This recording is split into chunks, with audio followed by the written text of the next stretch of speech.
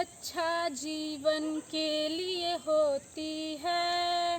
सड़कों पर अक्सर दुर्घटना होती है। सड़क सुरक्षा जीवन के लिए होती है।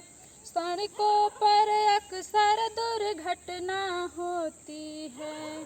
जीवन को हमसे जो छीने पल भर में, वो दुर्घटना बड़ी भयंकर होती है।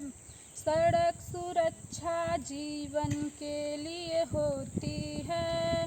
सड़कों पर अक्सर दुर्घटना होती है।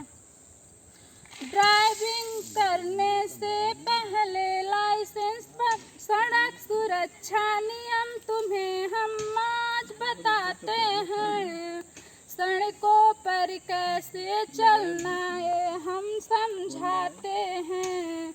ड्राइविंग करने से पहले लाइसेंस बनवाते हैं। बत्ती हो अगर लाल चौक पर रुक जाते हैं।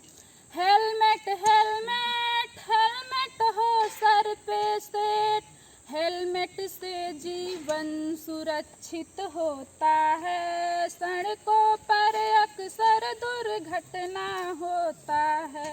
सड़क सुरक्षा जीवन के लिए होती है। सड़कों पर अक्सर दुर्घटना होती है। श्री गोविंद जी की शिक्षा को हम आज बताते हैं। सड़कों पर कैसे चलना ये हम समझाते हैं। डी पर हॉर्न डी पर।